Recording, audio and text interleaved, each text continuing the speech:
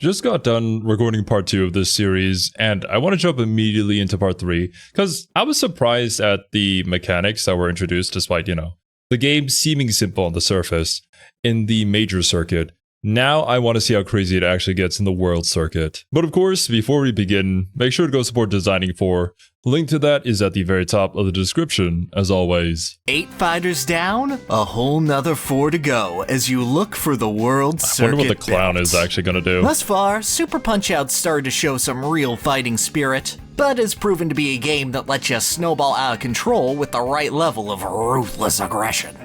While not every fighter has necessarily been a breeze, they have been fairly easy to control and bait, merely distracting you from what needs to be done. But the boxers of the world circuit aren't going to let you run rampant on them without a fight. The next 4 fighters show what Super Punch-Out is. What am I looking at? This is taking the whole air dashing guy to a whole new level. That being said, I wonder if there can be a direct comparison made to all the fighters and the order in which you fight them in, being just upgraded versions of the previous fighter in that order in the previous circuit. Because I believe in the minor circuit, there was also some dude who kept dancing around and wasting your time, similar to the other guy in the major circuit. And this one's pretty similar to what was his name? Dragon Chan? Except he's actually teleporting around, which, if that's a normal thing people can do in this world, or, is just expected of people to be able to do, then what exactly is going on in the world of Punch-Out? Is really about a constant assault of rivals pulling out their best moves whenever possible, tossing out flashy combinations and quick reactions to tear each other to pieces. Your foes know the score now. Never let up and assail you with a flurry of blows to make sure your best moves never get a chance to come out, and they get plenty of time to rest up.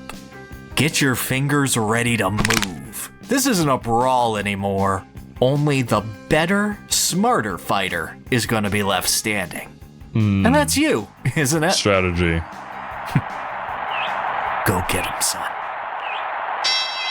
Fight!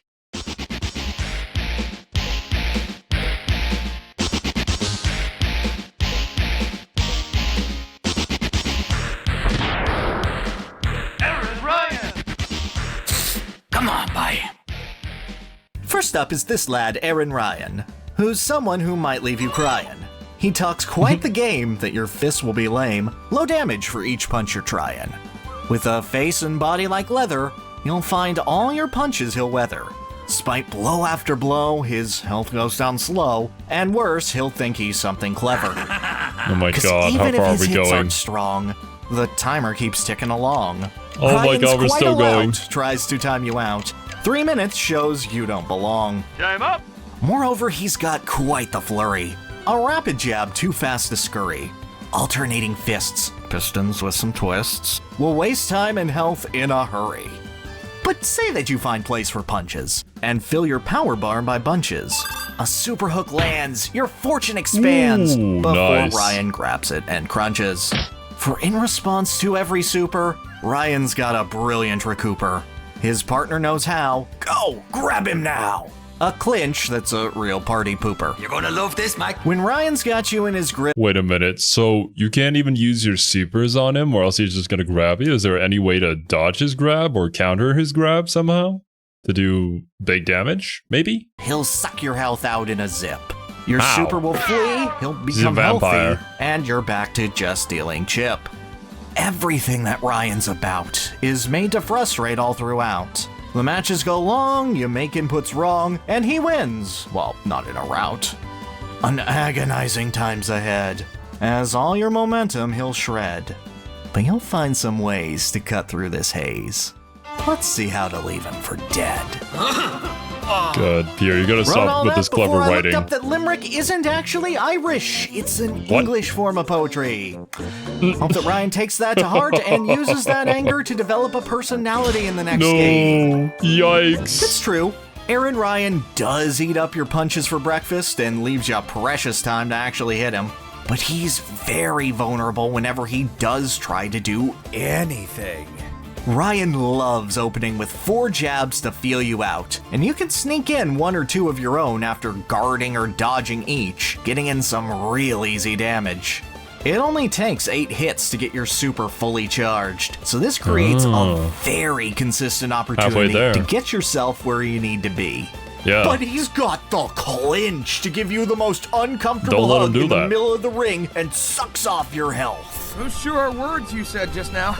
Well, it's true that there's no real counter to it once he gets started other than to mash out and dodge the following uppercut. But you can cut him off early before he decides to approach.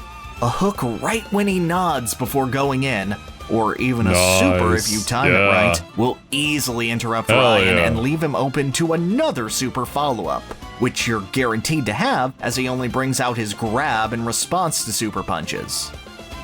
That he'll follow with another clinch attempt. That you can interrupt with another super. That he'll follow with another oh, he's down.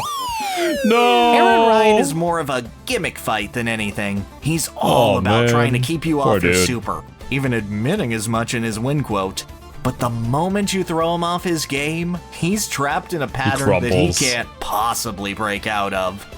The only other trick he's got is his Hurricane Rush knockoff, and it's the same as Hurricanes, just in opposite order, starting low and alternating before ending with an uppercut after 6 failures to make contact.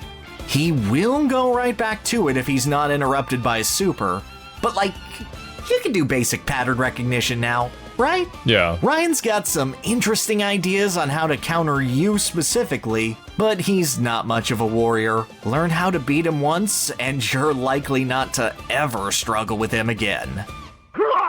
Go on by to your next fight. I'm sure he'll be totally mentally stable in the future. Oh no! 19. Be gentle with me, please? Oh my. Taking to the stage in this second act is Heikei Kagero, a dedicated practitioner of Nihon Buyo, a form of Japanese dance emerging from classic kabuki theater. Kagero took up— wait a minute, no, we're going back to the dancing route, but also kind of adding the Dragon Chan thing of like teleporting around. Well, he was jumping off the ropes. I don't know what this guy was doing. Boxing to defend himself for some reason, and utilizes his masterful control of his body in order to mesmerize and overwhelm his foes. And this Whoa, damn, did you see that? That was a really quick punch. Usually the boxers that we have fought before, whenever they did the like 1-2 shifting, they would wind up to do a punch, but no, it's just a quick jab straight to the face. Right here marks a turning point in Mac's career. This is the first fighter who's glad to meet you blow for blow in sheer speed and momentum.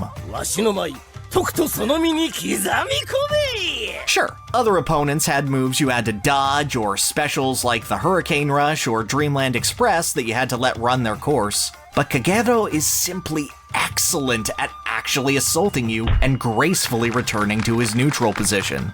His standard jab is often very difficult to get a word in edgewise after, especially if you block it. His stun time is often very short if you catch him at the end of his animations, and he's glad to gracefully block and dodge your best efforts if you prove to be a clumsy dance partner. Moreover, Kagero utilizes— Yeah, he doesn't recklessly throw out punches. Really good fundamentals with always returning to neutral to their guard stance to be ready for any sort of retaliation. Utilizes multiple combination attacks, none of which are attached to his cornerman's barking, including a quick 2-step before a flurry of jabs that'll lock you in place for an uppercut. But the worst of these are 2 moves with very similar tells. A duck where he tosses his hair before striking down low twice, followed by an uppercut, and a hair flip to your left before he goes to hit you with the Kabuki Quantum Fighter special and send you to the mat with hair and grace alone. God damn. This guy has the sauce. Man, I hate characters with tells that are just similar to each other. You have to be really on the ball and notice the minor differences between each stance in order to figure it out. They can be quite frustrating, but eventually you do get them. It's only when it's really poorly designed, so much so that it's nigh impossible to tell the difference in that like fraction of a second, where that just ends up becoming bad game design. That being said, the freeze frames that we just saw, the two different positions, they looked different enough. It's just the ducking motion that is similar. I can see this one giving quite a few people a few tries to get over. This is the greatest strength of Kagero. There's not a single one of his moves that's a proper finisher. All of them combine to make you wonder which of his tools he's gonna toss out, and is quick enough to make you jumpy and eat a huge punishment if you guess wrong. Remember, each individual hit you take lowers your super gauge, and if Kagero is tossing out 3, 4 hits in a row and leaving you precious little time to breathe... I see, so you never are able to build up a super to land your finishing blows. I don't know if it's like a true 50-50 at that point, because there still are fighting game characters, even in modern fighting games, that just have that true 50-50 mix-up potential to them. And you just gotta guess. I suppose the obvious way out of that is to not be in that position to have to guess, but that can't be true all the time. And I don't think here in Punch-Out we can just do the easy thing and just DP whatever motion that they're trying to do. So let's hear it. How do we get over this guy? How do we defeat him? Worse, you toss out a punch that he easily blocks and it cancels out his animation, so he just goes for it. You're not just eating major punishment, you're losing the chance to get back in this with the KO punches you need to take him out. Leaving you confused, paranoid, and battered is a far more elegant solution than simply responding to your best. And if you play right into his routine, he'll be right there to laugh at your low-class efforts. Oh, the classic Ojo-sama laugh. You gotta love it. But you're a much better dance partner than that. You can match this snob's tempo beat for beat. Learning the choreography may be rough, but once you're familiar with Kagero's game, those moments of weakness can easily be turned into your finest performances. While Kagero's jabs are incredibly quick, and looking to swing too wildly at him can lead to an easy punish, his hooks and uppercuts are much more easily reactable, and leave him stunned longer. Keep a tight guard and look for moments to slug him in the body afterwards, and you'll find your rhythm and start building up that power. From there, it's all a matter of learning his 3 dance routines. Keep your guard up for the 2-step, and watch which way he sways if his hair goes flying to know if you have to keep your guard low or act perfectly counter to him. If he's going for the Shantae special, lean left as he veers right and duck underneath his second move, and you'll find your clumsy kabuki really does have a very long stun period in him when you really throw him off. Nice. The only thing Kagero has to mess with you is the Mirage Dance. A flurry of afterimages. I would presume then that the Mirage Dance, while it looks crazy, it's actually pretty simple. Like the flashy Mirage thing is just to throw you off when fundamentally you can pretty easily recognize what he's about to do, as long as you keep your wits about you. The whole body swaying being a tell for the type of attack that he's about to do. There's like millions of examples that I can keep coming up with throughout all of these videos. The one that made me think of is like Monster Hunter, where depending on the way a monster may sway, you can tell which way it's going to swing, or like which way it's going to turn, whether it's going to use its right paw or its left paw to claw at you. A lot of minor things that, well, as somebody who's still new to Monster Hunter, I don't recognize, but I know for a fact it's there. Kind of a skill issue on my part that I can't react to it in time or recognize it. That do nothing. Oh no! Yeah. He can use any of his moves out of it, but all that work is just there to disguise the fact that he's gonna punch you like normal. Yep. All ornamentation with no practical use. Or you... That's actually kind of neat that he's also a dancer in that way. And so it makes sense that his whole thing is performance, right? It's not a show of force, but it's a spectacle. could just try punching him. Sometimes it works and nullifies the Mirage Dance entirely. You could get hit, but like, it's funny. And look, no one ever says anything about this, but every time I got knocked down while learning him, I just did a right hook as soon as I got up and got a bunch of free hits in, so like, try that? Bruh. It's science until proven wrong. Confidence wins the day with this tango, with whoever ruins the other's footwork humiliating the other. Keep a calm head, learn your opponent's steps and how to match them, and you'll be able to dance on by to yet another world warrior to reach the top of the ladder.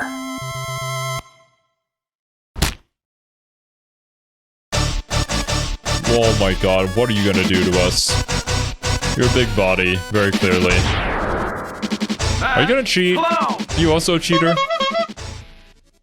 The measure of a man is not judged by how many times he's knocked down, but the number of times he returns to his feet.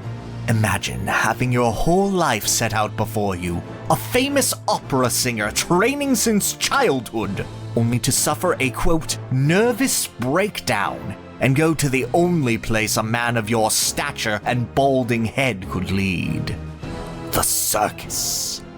But night after night, dressing in makeup, juggling, failing to fit in a teeny tiny car far too small for you. The laughter overwhelming, you decide to strike back and join a boxing association. But no matter how good you are, no matter how many matches you have, the makeup never comes off. The juggling never stops. That is the reality of Mad Clown. Good. You know, it's completely horrific and horrible and still very funny at the same time. I feel kind of bad for him, but also not really.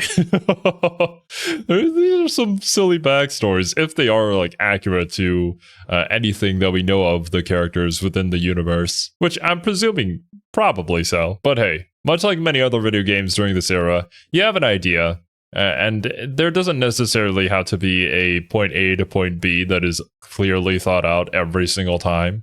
It's just a cool character that fits with the theme. Until probably later on, where characters do actually gain a personality. Joke. Everybody laugh. Clown takes his love of theatrics and weaponizes it against the player. He's got the same uncheckable guts as Bear Hugger, and while you can sneak in a stun on him while he's giving a taunt, Clown loves seeing your punchline coming. Time it right or he'll move that bulk around and respond with a hook you're too committed to dodge. But this showman knows that you can't repeat a joke too often or it'll turn stale, so he has far more than Hugger's bag of tricks to dig into. While there is a move similar to the bear clap that needs to be ducked, Clown's is a painful double-sided noogie where he proves you're a real knucklehead, rapidly decreasing your health and stamina before swinging you to the side and delivering a devastating uppercut. And speaking of that, he's actually got a pretty solid feinted uppercut before he turns the joke around and hits with a brutal backhand chomp, striking opposite of the way he was leaning and undodgeable to that side. But maybe being a grappler big body hybrid wasn't enough for Clown. So he'll go for being Punch-Out's only true projectile spammer in the entire series. Pagliaccio can flip himself back into his trauma state at the back of the ring, tossing out a horde of balls. What the fuck? I was not expecting to be fighting a Zoner in Punch-Out. New 13 looking kind of different nowadays. I wonder if there's going to be a tell for the feint uppercut though. Because I'm presuming then that you kind of just had to stand there if you call his bluff and then dodge the other way. Because if you dodge his uppercut in the direction that you probably should, then yeah, it's just backhand time. That requires the player to precisely dodge between them before he rolls back in with a cymbal clap of a finale. Bruh. And of course, such a fine showman knows that it always must go on. After 2 knockdowns, it's showtime. Clown unleashing an insanely quick flurry of jabs and hooks that's way too fast to properly dodge every hit of, pulling the rug right out from under you at the last minute. If you found any comfort and consistency, Clown is glad to take it away with weird mix-ups, and yeah, I guess throwing a ball at him counts as a punch now, to make sure he's got the last laugh. He doesn't actually have a laughing soundbite. That's pretty embarrassing, so hey, why don't we make a clown cry? After dealing with Kagero, Mad Clown's basic routine is actually comparatively pretty slow, with some pretty well telegraphed hooks and uppercuts that are easy to score multiple hits on. Dodging his punch, then counterpunching is simple and effective to build up your power meter, which brings you right to his grab and backhand. While both of these moves deal out a ton of damage, Clown is handled just like Bear Hugger before him. A duck at the right time will keep all of the worst of his arsenal from hitting you. In fact, the only moves of Mad Clown's that can't be ducked under are his hook and his ball throw. When in doubt, hit the deck and the punchlines will soar right over your head. While his juggling act... I guess that does still translate in fighting games too, right? Where some big body characters, whenever they throw out normals, if you're crouching, it just goes under their normals. So they'd be super weak to long-reaching lows if your character has that, of course. Might be intimidating, comedy always comes in threes. Treat this as a little mini-game. Looking to dodge 3 balls in a row, and then duck his predictable follow-up to brutalize him. If you end up getting a knuckleball to the face, that's fine as long as you don't go down. Getting the punish on Clown's return clap is what matters. Yeah. And while Showtime will almost certainly flatten you the first time you encounter it, because... dude, he's just going ham. He hasn't felt this much life in his body since he was a boy. A joke isn't... What was that? Oh god, it's so cursed. I had already brought up Monster Hunter like earlier in the video, but that kind of made me think of Rajang going into its rage mode. For those of you who have fought the monkey, you know how painful it can be. Although, there's probably better examples of that in the older Monster Hunter games that I just wouldn't be aware of. It's just the big guy all of a sudden gaining super speed is not what you would expect. All that funny when you know it's coming. Keep your guard up the moment he wakes up and wait for him to throw out anything other than a jab. Clown is completely defenseless once he's snapped, and as long as you keep the cooler head, you'll have supers to spare through to the curtain call and hit him with your own brutal barrage. Put this joke out of its misery. It's time to get serious and take on the world champion. My favorite was still part 2, though. Super Macho Man. Damn. So macho. Welcome to my world. Once again, the cream has risen to the top of the world. And meeting you once again at the apex of your ascent is the Macho Man, yeah. Having bronzed his body and platinumed his hair into looking permanently 50 at age 28. Oh my god, he's younger than I am. Super Macho Man is... Pierre, no! But yeah, this guy, he really does look super old if he's only 28. God damn. I guess that's what boxing does to you. It's really cool, though, to see this returning cast of characters that people who had played the original game would recognize. And I wonder if that continuity continues throughout the future games as well. Because I know there are more modern Punch-Out games too. I believe I had one on the Wii, although I didn't really play it a whole bunch. And could this be one of those fighting games? I don't really know if you'd qualify it under that same category, but I would say so, yeah. That also has some like insane lore in the background that never really gets addressed in-game, but there's enough tells to allude to it. Is glad to reclaim his status as a final boss by absolutely steamrolling you out of the gate. Are you ready? Mach has got the speed matching Kagero, power matching Clown, technique matching Sandman, and tenacity and aggression to match your own. The Venice Beach Bruiser's got incredibly tight timing windows and loves linking his attacks into one another, looking to score a combo real quick and ruin any chance you have at making a comeback. The unfortunate truth is that the world champion of boxing is pretty good at boxing. Yeah. Who could have foreseen this? No!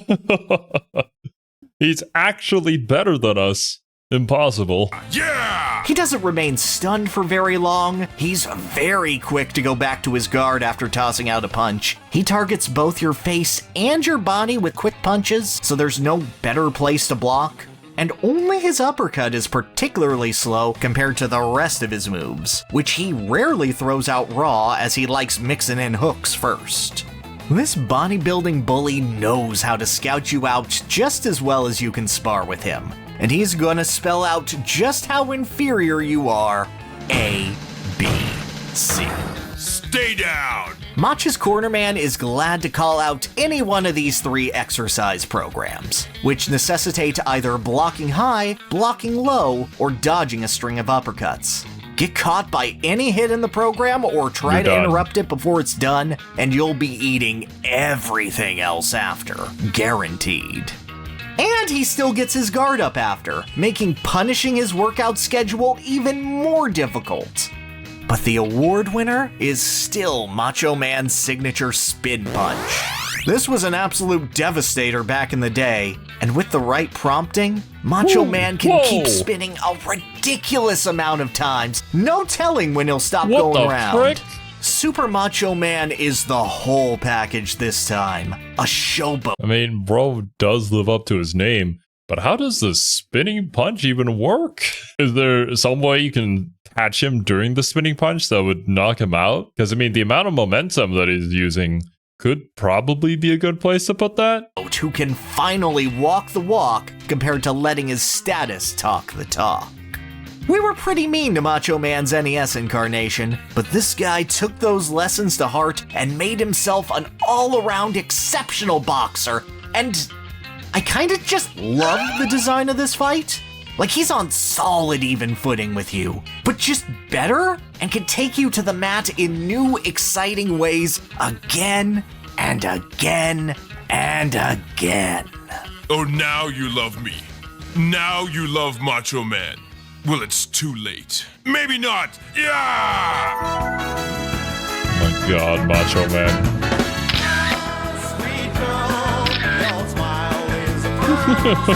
What is happening?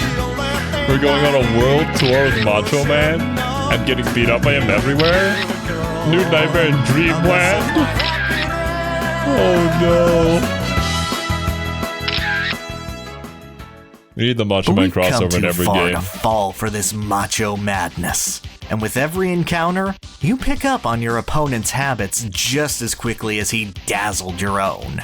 Macho Man does love tossing out punch combos, but often ends them with a hook or uppercut. Waiting for the moment he overextends, rather than looking for an in at every opportunity, is going to help you rack up that super meter quickly. Macho Man also has a very steady and predictable routine starting the fight out, which is actually really— Which makes sense, actually, considering they're throwing out exercise program A, B, and C. This guy is a routine guy. I mean, to get that kind of body, you have to be a routine guy. You got to be eating the right amount of protein, probably 7 meals, maybe even more a day, spreading out your workouts from different body parts on different days of the week. Dude probably also goes to sleep and wakes up at the exact same time every single day. Now, of course, these are a lot of assumptions on a character that they might not have thought out to that extent at this point in time, at least. But having routine makes things predictable, and being predictable in a fight is a weakness. Fun to figure out, and I'll give you some time to pause the vid and figure it out on your own if you want, because it's the kind of emergent pattern that I love learning to figure out. Okay, I'm saying it now. 2 jabs into a hook, then 3 punches ending with an uppercut, then one of his special moves. Each of these sets lets you punish him easily afterward, and nailing all 3 without getting hit will guarantee you a super state, letting you start off with a solid advantage. While all of his exercise programs are different, and you will need to learn each one, all of them leave you with time to recognize the different letters and figure out where you need to block. Yeah. Hold your guard up for A, It's just a few times of trial and error. You're going to get smacked by it the first time you go through. But if you get hit by it enough times, then you'll know exactly how to block and when to counter. Very, very basics of fighting games. They're doing their block string, you wait out their combo, you defend the right areas, you crouch block, you stand block, and then they do a move that leaves them negative. Once they do that move, take back your turn. Simple. But of course, it's not like everybody studies frame data. I think even without studying the frame data, though, if you fight a particular character enough times and you test things out, eventually you're gonna know what kind of move that you can take back your turn on. Keep it down low for B, and dodge the Super Dreamland Express for C. While he can block your retaliation, he'll be too tired after his workout to change the position of his gloves. Gut punches for A, face punches for B, and all punches for C will leave you with plenty of hits to build. It makes sense for C because C is like 3 uppercuts in a row, right? That would leave him super open to any sort of retaliation. And program A is punches to the face, so yeah, his arms would be high. Oh, that's really cool, actually. Your super meter with, or the perfect chance to punish him with it. And while the spin punch can devastate and last forever, he's got 2 different tells for it.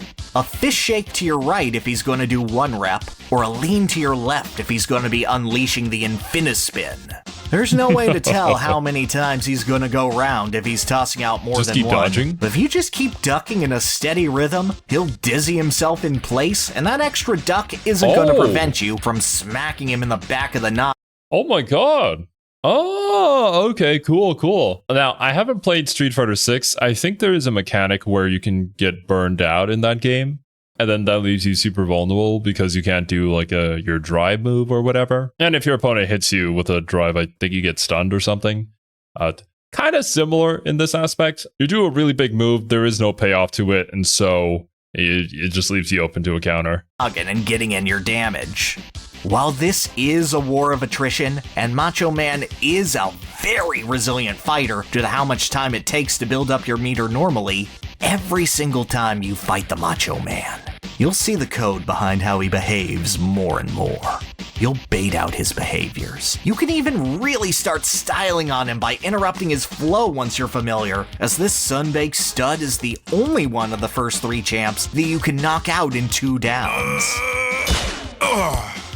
It may take a bit to build up that momentum, but once you've got it, never let go, and grab that award from this stupid starlet. You're the champion of the world now. Bask in the glory. So then what's next? Too close. You've gotten a taste of exactly what the world's had to offer by this point. Foes glad to look at your basic strategies and not just twist them, but match you blow for blow. While gimmicks more often than not lead to their downfall eventually, it's not hard to get caught up in the barrage. But you made it out, scars and all, and awaiting you at the end of this road is... Hang on, let me... How do you get to the special circuit? Huh. The special circuit will pop up on your menu after taking down Super Macho Man, but unless you've beaten all 3 circuits lossless, you're not going to be... Oh my god. Hey, I guess that just adds replayability to the game. And it's not... I meant... Was it this video or maybe it was the last video where I mentioned you had to like finish every single round with the super in BlazBlue, the arcade mode that is, in order to get to the unlimited boss. Or honestly, in Guilty Gear, I think you have to get to the true ending, you have to beat everything without dropping a single round. So yeah, just pretty standard stuff that's still done till today. And I mean, if the special circuit is really gonna live up to its name, I would assume that the fighters we're gonna face there require you to be a master at every single mechanic that they've introduced to you up until this point to even stand a chance at beating them. Able to reach the final ring above the world champ. You can try at these circuits as much as you'd like though, and even practice freely on any opponents that you've beaten to get your times down. As long as you get 4 in a row on all 3, eventually, those gates will open up for you. But whether you're up to the challenge of the final gauntlet, well, I think you can rise to the occasion. Come back next time as we take on an entire circuit of dream fights. Masters of boxing meant to push you to your limit and break your ability to even play the game if you give them an inch. It's time for the special circuit. Keep it up, kid. All right, exciting. You can't wait to see what that entails. But man, that final fight of the world circuit against Macho Man is really just the culmination of all the things that you've learned fighting against everybody else, which is just such great game design. And I probably said this about every single part of with their final fights and whatnot, but the things you have to learn to fight Macho Man, it's just so fun. It's so neat. It's so cool. I obviously haven't played this game myself, but I can already imagine the amount of satisfaction that you get when you're struggling, and then you finally get down every single exercise program and know his weak spots. A fight that seemed nigh impossible when you initially started it out is just kind of child's play. And it's that intrinsic value that I get whenever I play a fighting game where you know that your character hasn't changed. The person who has improved is you. It just feels so good, man. But yeah, dudes, that's gonna do it for me today. Thank you guys so much for watching, hope you enjoyed, and I'll catch you in part 4.